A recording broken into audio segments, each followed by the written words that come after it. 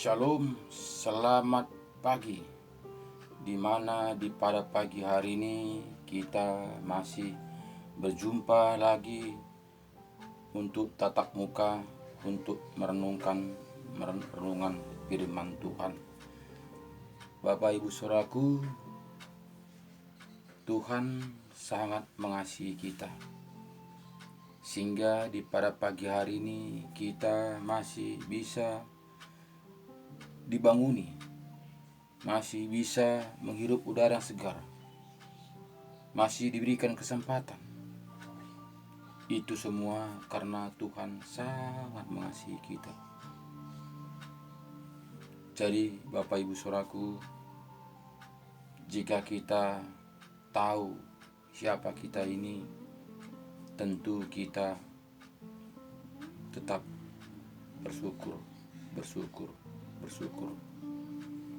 Karena tanpa kita bersyukur, kita tidak bisa buat apa-apa. Walaupun mungkin secara daging, secara dunia ini bisa kita berbuat, kita memang mungkin kita memang luar biasa. Tapi semua itu Bapak Ibu Saudaraku, semua itu akan sirna. Semua itu akan kita tinggalkan. Sekarang yang harus kita pikirkan ini, jika kita meninggalkan semua itu, kemanakah kita? Bolehlah di dunia ini kita sudah kita disanjung orang, kita dihormati orang, kita dihargai orang. Tapi kemana kita? Karena kita tahu hidup ini hanya seperti rumput saja, seperti kembang. Karena firman Tuhan mengatakan kekayaan itu sama seperti bunga pada pagi hari dia akan mulai mekar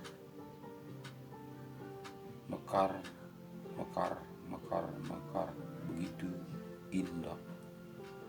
indah dipandang orang. Wow, si anu luar biasa, dia sudah punya ini. Wah, memang dia diberkati Tuhan. Itu jika kita memandang secara daging. Tapi Bapak Ibu Saudaraku, kita buat renungan ini bukanlah pandangan secara daging, tapi kita buat renungan ini adalah pandangan kita, masa depan kita. Karena masa depan kita tidak bisa kita beli seberapapun harganya. Semua pun yang kita miliki dalam dunia ini gak mampu untuk membeli itu. Hanya Tuhan mau menyerahkan diri sepenuhnya. Tuhan mau kita taat dan setia. Hanya itulah jalan satu-satunya. Jadi tidaklah bisa kekayaan kita untuk mendapatkan kehidupan yang kekal itu. Jadi Bapak Ibu Saudaraku, sadarlah kita pasti akan berangkat. Kita akan tinggalkan semua yang ada di dalam dunia ini. Jadi masalah saat ini, kemana? Apakah kita sudah mempersiapkannya? Apakah kita sudah berjalan seturut dengan kehendak Tuhan? Apakah kita sudah berjalan seturut dengan relanya Tuhan? Itulah yang menjadi masalah pada pagi hari ini. Banyak orang datang beribadah ke gereja hanya mencari dunia. banyak gereja berkembang karena perkara dunia. Jika kita tidak kembali kepada firman-firman kebenaran, rata-rata manusia mencari dunia. Rata-rata manusia mencari kesenangan. Rata-rata manusia mencari kenikmatan. Rata-rata manusia mencari mamon. Jadi, kemana kita ini? Yang harus kita pikirkan itu harus menanggalkan kedagingan kita. Jika kita tidak menanggalkan kedagingan kita, tentulah sama seperti pemuda orang kaya itu. Banyak hartanya, tapi dia bertanya kepada Tuhan Yesus, bagaimana caranya mendapatkan kerajaan surga itu? Tuhan mengatakan, kasihilah orang tuamu dan ini dan sebagainya. Orang kaya itu akan mengatakan, saya sudah melakukannya. Tapi Tuhan Yesus mengatakan, juallah hartamu, bagi-bagilah kepada orang miskin, datanglah kepadaku. Itu Tuhan Yesus mengatakan, sehingga orang muda itu dia akan mundur perlahan-lahan dengan hati sedih. Karena apa? Karena banyak hartanya. Kenapa? Dia memuliakan Tuhan dengan hartanya. Bukan dia menyerahkan diri kepada Tuhan, melakukan firman kebenaran seturut dengan ajaran Tuhan Yesus. Jadi Bapak Ibu Saudaraku, mari kita kembali kepada firman kebenaran. Kita akan membaca firman Tuhan pada pagi hari ini, di mana Yohanes 6 ayat 25. Roti hidup. Rata-rata manusia mencari Yesus, mencari roti daging, menyenangkan tubuh, bukannya menyenangkan rohani. Ayat 25 mengatakan kepada kita, ketika orang banyak menemukan Yesus di seberang laut itu, mereka berkata kepadanya, Rabi, bila mana engkau tiba di sini? Yesus menjawab mereka, aku berkata kepadamu, sesungguhnya kamu mencari aku bukan karena kamu telah melihat tanda-tanda, melainkan karena kamu telah makan roti itu dan kamu kenyang. Jadi jelas di sini di pengajaran Yesus tahun 2000 lalu juga manusia hampir rata-rata mencari Yesus karena mukjizat. Banyak berbondong-bondong manusia karena mencari makanan.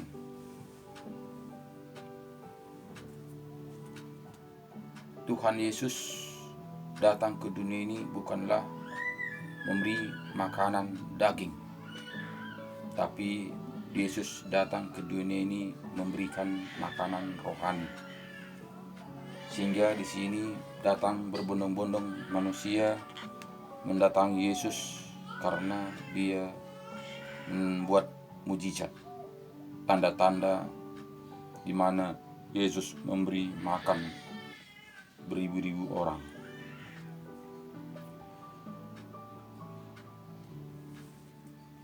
Jadi ayat 27 mengatakan kepada kita, bekerjalah bukan untuk makanan yang akan dapat binasa, melainkan untuk makanan yang bertahan sampai kepada hidup yang kekal, yang akan diberikan ke anak manusia kepadamu. Sebab dialah yang disahkan oleh Bapa Allah dengan meterainya. Lalu kata mereka kepadanya, apakah yang harus kami perbuat supaya kami mengerjakan pekerjaan yang dikehendaki Allah? Jawab Yesus kepada mereka, inilah pekerjaan yang dikehendaki Allah, yaitu hendaklah kamu percaya kepada Dia yang telah diutus Allah. Jadi pekerjaan-pekerjaan yang kita kerjakan itu adalah pekerjaan seturut dengan ajaran Tuhan Yesus.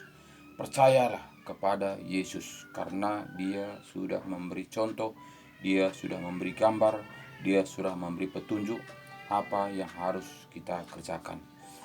Jadi Bapak Ibu Saudaraku, di mana saja berada pada pagi hari ini, marilah kita buka hati kita, marilah kita sadari siapa kita sebenarnya, supaya kita jangan larut di dunia ini, tapi kita betul-betul mendapatkan janji-janji Tuhan, yaitu kehidupan yang kekal itu. Jadi tidaklah sama seperti manusia mengatakan asal percaya saja kamu akan selamat. Jadi jika kita teliti firman Tuhan ini, tentu tidak semurah itu, tidak segampang itu manusia mendapatkan kehidupan yang kekal. Jadi harus kita menggali kembali kepada Alkitab, supaya kita jangan dininabobokan oleh dunia ini. Kita merasa kita sudah selamat. Ternyata jika kita kembali kepada Alkitab, di situ akan dibukakan apa-apa yang harus kita lakukan, apa-apa yang harus kita kerjakan. Jadi kembalilah kepada Alkitab. 2:8 katakannya kepada kita, lalu kata mereka kepadanya, apakah yang harus kami perbuat supaya kami mengerjakan pekerjaan yang dikehendaki Allah? Jawab Yesus kepada mereka, inilah pekerjaan yang dikehendaki Allah, yaitu hendaklah kamu percaya kepada Dia yang telah diutus Allah. Maka kata mereka kepadanya, tanda apakah yang engkau perbuat, supaya dapat kami melihatnya dan percaya kepadamu? Pekerjaan apakah yang engkau lakukan? Nenek moyang kami telah makan mana di padang gurun, seperti ada tertulis, mereka diberinya makan roti dan dari sorga. Maka kata Yesus kepada mereka itu, aku berkata kepadamu, sesungguhnya bukan Musa yang memberikan kamu roti dari sorga, melainkan Bapa-Ku yang memberikan kepadamu roti yang benar dari sorga. Karena roti yang dari Allah ialah roti yang turun dari sorga dan yang memberi hidup kepada dunia. Jadi sini kita melihat di mana nenek moyang kita makan manna yang turun dari sorga. Jadi sini kita melihat bahwa Yesus turun ke dunia ini untuk manusia.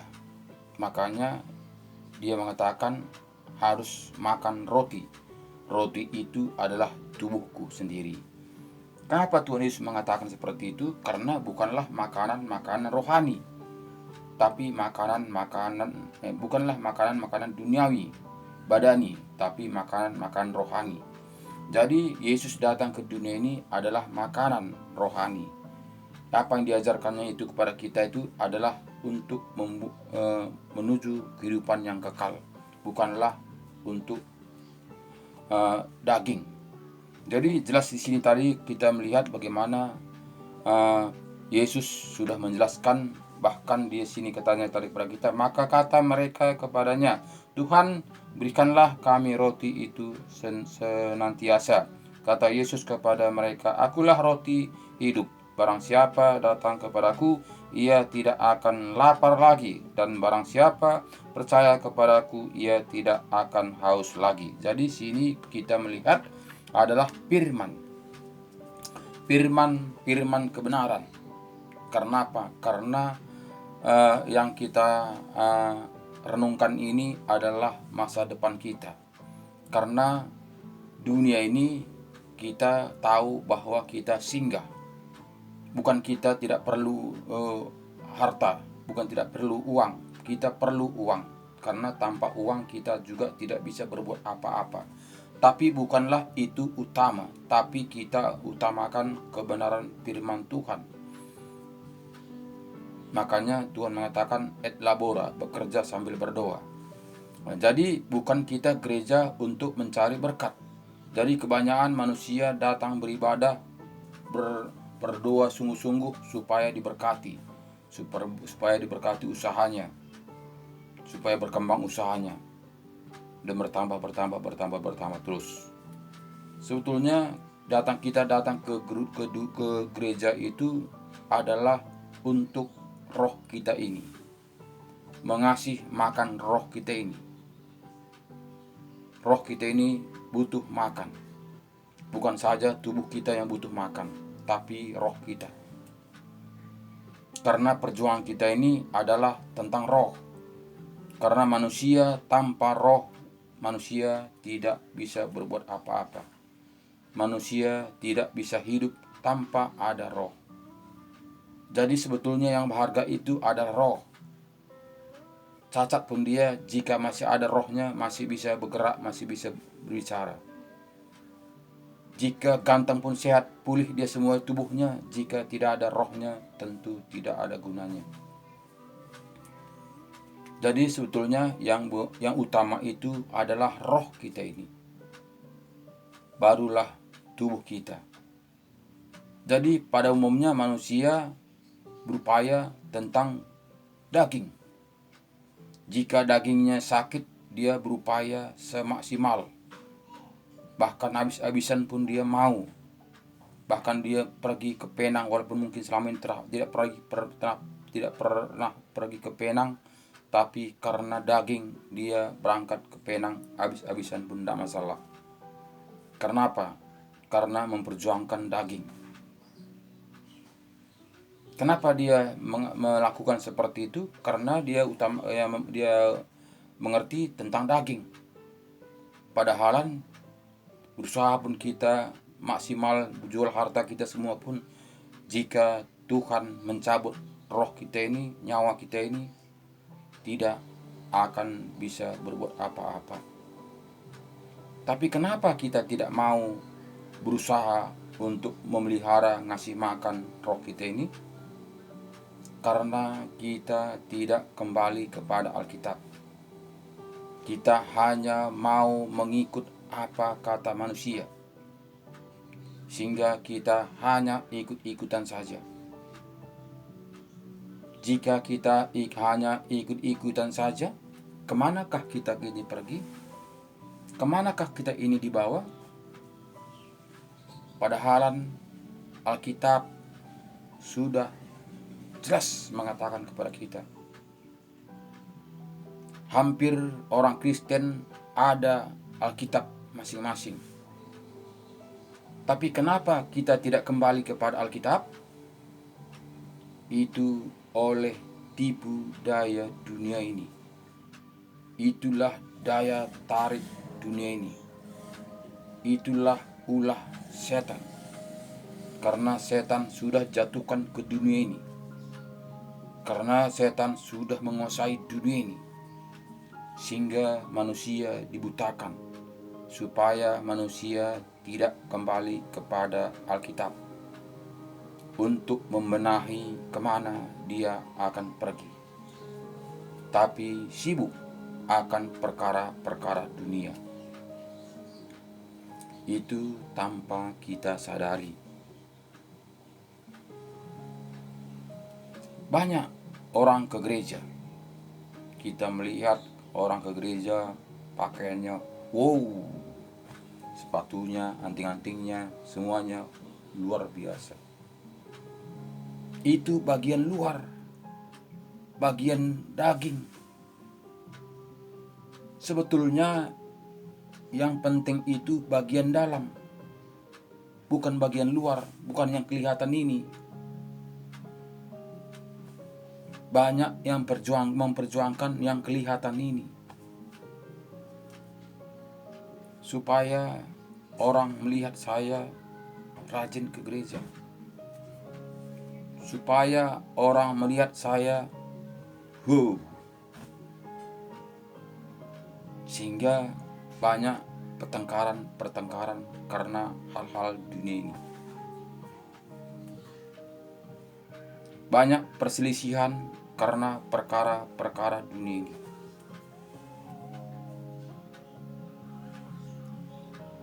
Ada masalah sini, pecah buat gereja masing-masing. Kenapa bisa pecah? Karena perkara-perkara dunia. Makanya hampir 1000 tumbuh gereja, supaya manusia berbuat seperti kehendaknya, saling mencomot,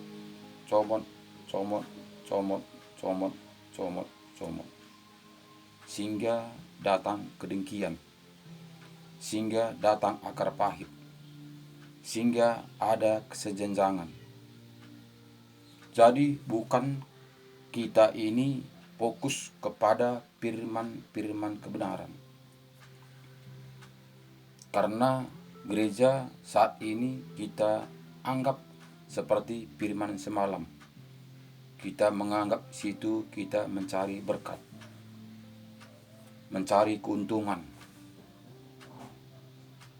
Sadarlah kita, Bapak Ibu Saudaraku, gereja itu bukanlah mencari keuntungan, tapi gereja itu adalah menambah iman percaya kita, di mana hamba Tuhan menyampaikan firman Tuhan, kita simak dan kita renungkan, baca Alkitab kita, lakukan taat dan setia. Jangan lihat kiri kanan. Jika kita lihat kiri kanan, sehingga buyurlah iman percaya kita. Karena siapa? Karena kita melihat teman kita melonjak, karena kita melihat saudara kita, wow, karena kita lihat kawan lama kita, wow, sehingga hati kita juga akan wow. Sehingga bukan lagi nama Tuhan yang kita puji, Tuhan, tapi kita berfokus kepada pandangan kita, berfokus kepada pikiran kita, perkara-perkara dunia ini. Memang sangat luar biasa, sangatlah luar biasa bagaimana cara iblis ini untuk kita lumpuh, untuk kita tidak berdiri lagi. Itu setan sangat licik. Jadi kita harus waspada. Jika kita tidak waspada kembali kepada firman Tuhan dan kita renungkan, lakukan, taat dan setia, kemana kita? Apakah kita mengikuti manusia? Jika kita mengikuti manusia, firman Tuhan mengatakan lebar jalan dan banyak orang mengikutinya. Tapi firman Tuhan mengatakan, firman kebenaran sempit jalan. Hanya berapa orang aja yang melaluinya. Jadi Bapak Ibu Saudaraku, bukanlah seperti apa yang dikatakan manusia. Karena yang diperkatakan manusia adalah seperti kehendaknya. Karena apa? Karena manusia dari dulunya ingin menguasai, ingin mengatur, ingin dirajakan. Sehingga Tuhan juga ingin diperintah-perintah. Tuhan juga ingin diatur-atur tanpa kita sadari. Jadi keimanan kita ini kita yang mengatur, bukan Tuhan yang mengatur. Sehingga kita firman ini kita buat seturut dengan kehendak kita. Jadi kita ambil firman ini yang bisa mendukung kita, yang cocok kepada kita, yang menyenangkan daging kita. Jadi jika demikian Bapak Ibu Saudaraku, kemanakah kita melangkah? Apakah kita melangkah dengan dunia ini bersama-sama digiring untuk masuk ke dalam jurang? Itu tinggal kita. Karena Yesus sudah memberi petunjuk, adalah Alkitab yang kita percayai. Jadi ayat seterusnya katakannya kepada kita, maka kata mereka kepadanya, Tuhan, berikanlah kami roti itu senantiasa. Kata Yesus kepada mereka, akulah roti hidup. Barang siapa datang kepadaku, ia tidak akan lapar lagi. Dan barang siapa percaya kepadaku, ia tidak akan haus lagi. Tetapi aku telah berkata kepadamu, sungguh pun kamu telah melihat aku, kamu tidak percaya. Semua yang diberikan Bapa kepadaku akan datang kepadaku, dan barang siapa datang kepadaku, ia tidak akan kubuang. Jadi datanglah kepada Tuhan. Tidak ada pilihan lain jika kita memang mau mendapatkan kehidupan yang kekal itu. Jika kita mengatakan kita ini anak-anak Tuhan, jika kita ini mengatakan kita ini adalah Kristen, arti Kristen itu adalah pengikut Yesus. Tapi kenapa kita tidak mau mengikut Yesus? Itu menjadi tanda tanya. Jika kita mau mengikuti perkataan Tuhan Yesus, tentu kita membaca firman-Nya. Karena Tuhan Yesus berkata lewat firman-Nya, bukan perkataan-perkataan ini lewat manusia. Karena manusia ingin mau instan, mau yang enak-enaknya saja, sehingga manusia tidak mau seturut dengan apa perkataan-perkataan Tuhan Yesus. Karena perkataan Tuhan Yesus sangat menyakitkan daging, sangat bertentangan dengan daging. Jadi banyak manusia mencari firman kebenaran diri sendiri. Jadi jika kita kembali kepada firman kebenaran, tentu menyakitkan daging. Seterusnya, tetapi aku telah berkata kepadamu, sungguh pun kamu telah melihat aku, kamu tidak percaya. Semua yang diberikan kepada Bapa-Ku akan datang kepadaku, dan barang siapa datang kepadaku, ia tidak akan kubuang. Sebab aku telah turun dari sorga, bukan untuk melakukan kehendakku, tetapi untuk melakukan kehendak Dia yang telah mengutus aku. Dia itulah kehendak, dan inilah kehendak Dia yang telah mengutus aku, yaitu supaya dari semua yang telah diberikannya kepadaku jangan ada yang hilang, tetapi supaya kubangkitkan pada akhir zaman. Jadi semuanya itu adalah nanti. Tapi Bapak Ibu Saudaraku, jangan khawatir. Tuhan tidak mau berutang. Apapun pekerjaan yang kita lakukan itu, sekecil apapun itu, Tuhan akan memperhitungkannya. Asal kita taat dan setia.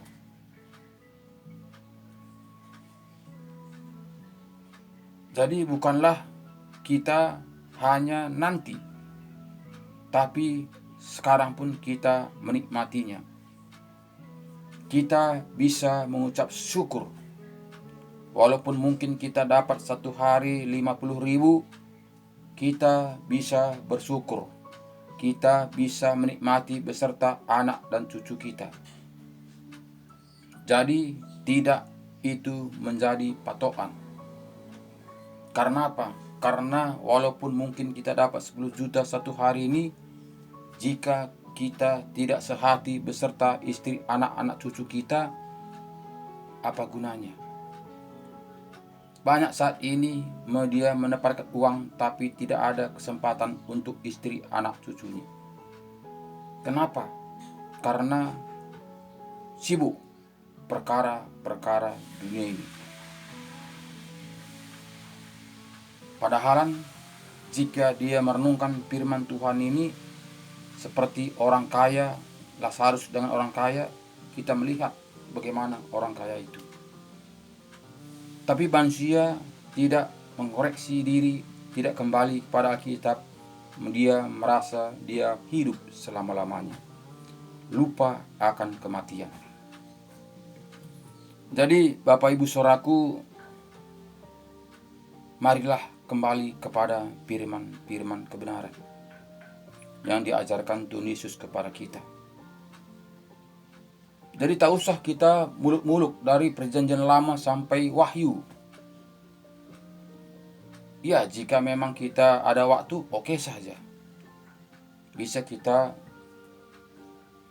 baca berulang-ulang. Tapi fokuskan dulu perjanjian baru, karena itu pengenapan firman. Yesus mengatakan, supaya kita jangan buang-buang waktu. Jangan kita hanya karena membaca, tidak kita tahu mengerti, waktu terbuang. Marilah, bacalah, imani, renungkan, bertindaklah. Tentu kita bisa bersyukur apapun yang kita terima saat ini. Jika kita tidak kembali kepada firman Tuhan, tentu kita merasa kurang. Merasa kita ini tidak puas. Merasa kita ini tidak senang. Merasa kita ini kecewa. Mengeluh resah terus. Karena hidup ini tidak ada kepuasan. Hanya dalam Tuhanlah ada kepuasan. Disitulah kita menemukan kesenangan sebenarnya. Terima kasih Bapak Ibu Saudaraku, karena waktu kita sudah habis. Semangat terus, baca Alkitab, renungkan firman Tuhan, lakukan, taat dan setia. Kita akan memperolehnya. Roh Tuhan akan membukakan rahasia kebenaran firman Tuhan. Jangan mengatakan saya ini tidak tahu apa-apa. Saya tidak mengerti tentang Alkitab. Saya tidak mengerti tentang agama. Marilah kembali kepada Alkitab. Undang Roh Kudus. Roh Kudus akan mengajari, menuntun, membimbing kita. Seperti aku ini Bapak Saudaraku tidak tahu apa-apa. Saya bukan sekolah Alkitab. Saya tamat